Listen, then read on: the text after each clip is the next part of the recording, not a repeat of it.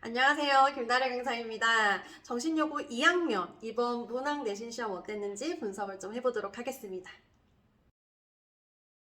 이번 영상에서는요, 첫째, 시험범위 어땠는지 좀 설명을 드리고요. 두 번째로, 이번 시험 문제는 어떤 특징이 있었는지 분석 꼼꼼하게 해서 알려드리려고 합니다. 셋째, 기말고사 어떻게 대비할지 효과적인 전략 안내를 해드릴 거고요.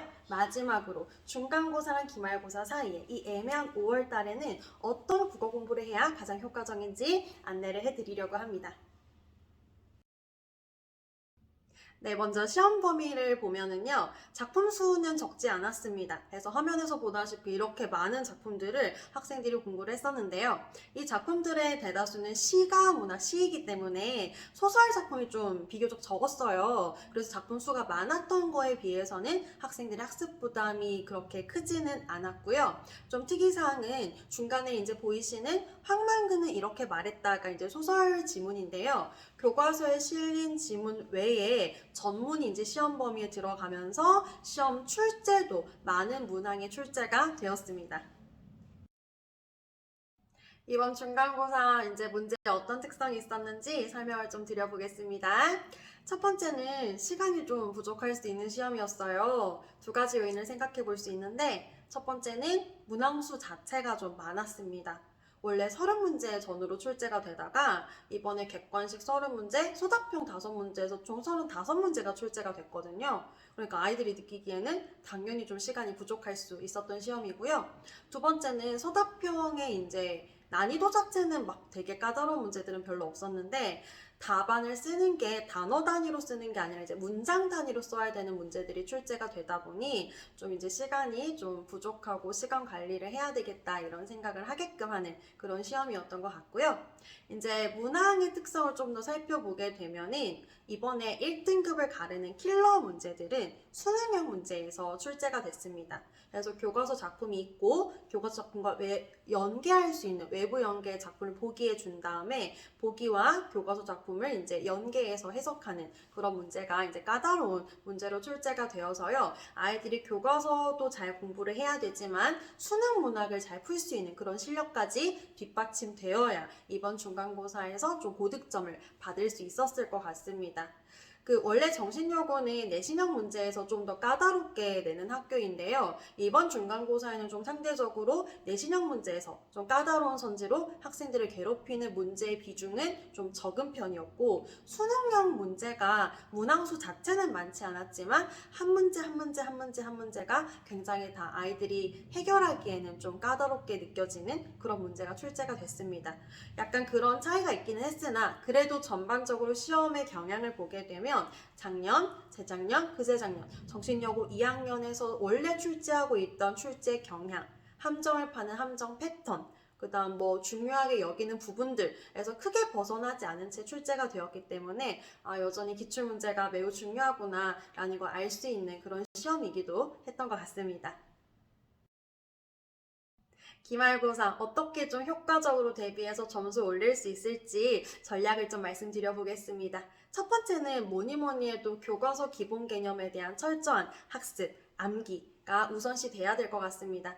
정신여고는 내신형 문제를 많이 출제하고 선택지에서 이렇게 장난치는 문제를 많이 출제하기 때문에 이런 문제에 가장 효과적으로 대비하는 방법은 자습서에 있는 말 하나하나 토시 하나 빼놓지 않고 온전히 암기하는 그런 학습이 우선이 되어야 되는 학교거든요. 그래서 중간고사에서도 반복하고 반복 또 하고 반복 또 하고 암기 자료 주고 외우게 시키고 그런 과정들을 굉장히 많이 거쳤었는데 기말고사에서도 그런 이제 공부를 지속을 할 예정이고요.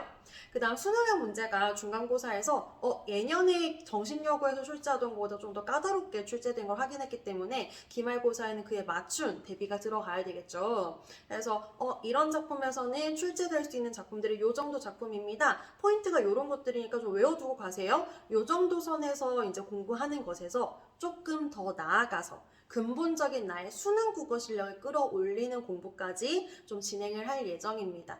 그래서 어떤 낯선 작품이 나와도 나의 근본적인 힘으로 내가 이렇게 접근해서 이렇게 해석해내야지 라고 하는 힘을 길러줄 수 있게끔 아이들을 이제 트레이닝을 시킬 예정이고요.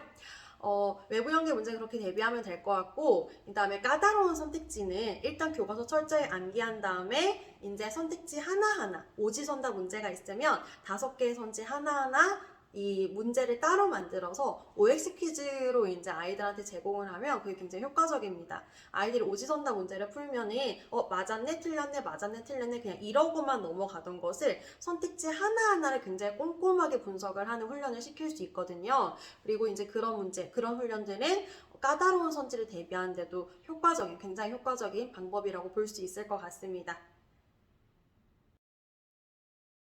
5월 공부에 대해서 말씀드리겠습니다. 첫 번째는 고전시가 공부를 추천드립니다. 중간고사보다 기말고사에 고전시가의 비중이 높아지거든요. 그래서 지금 이 시기에 필수시조, 필수가사, 고전시가 어휘를 공부를 해두면 기말고사 대비하는데 매우 효과적이고요. 그 다음에 수능 문학 공부에도 큰 도움이 되기 때문에 지금 이 시기에 고전시가 공부하는 게 좀 효과적일 것 같아요. 그리고 두 번째는 수능 기출 문제를 통해서 이게 맞고 틀리고 문제 풀고 그냥 끝나는 게 아니라 내 힘으로 낯선 작품을 해석하는 연습을 지금 이 시기에 해두면은 기말고사 대비할 때 킬러 문제를 대비할 때 매우 효과적일 것 같습니다. 그리고 그 나의 능력은 어디로 사라지지 않기 때문에 수능의 실력까지도 그대로 이어질 수 있는 그런 굉장히 효과적인 훈련이 될 것 같아요. 마지막으로 제가 수업 시간마다 아이들에게 매우 강조하는 건데요. 기출문제 분석입니다. 물론 중간고사 시험 문제는 기말고사에 나오지 않죠. 3학년 가도 나오지를 않습니다. 수능에도 나오지 않고요. 그럼에도 꼭 해야 되는 이유는 시험 보는 내가 바뀌지 않기 때문에 기출문제 분석을 통해서 내가 어디서 실수했는지, 내가 어떠한 사고 과정에 문제가 있었는지, 내가 어떻게 좀 잘못 읽었는지, 나의 부족한 부분이 어떤 부분인지를 분석해낼 수 있는 너무너무 중요한 과정입니다. 그래서 아이들한테 제가 맨날 시험지 분석해라, 시험지 분석해라 라고 얘기를 하는데 아이들이 쉽지가 않죠. 잘 못합니다. 그래서 이번 중간고사 전체 시험 문제에 대해서 제가 분석지를 만들어서 이제 링크로 제공을 할 예정이거든요. 그래서 저희 재원생들도 받아볼 수 있고 이 링크를 받으신 어머님들께도 전달을 할 예정입니다. 그래서 아이들의 공부에 좀 도움이 되었으면 좋겠고요. 저는 더 알찬 자료, 알찬 수업으로 준비하고 기다리겠습니다. 들어주셔서 감사합니다.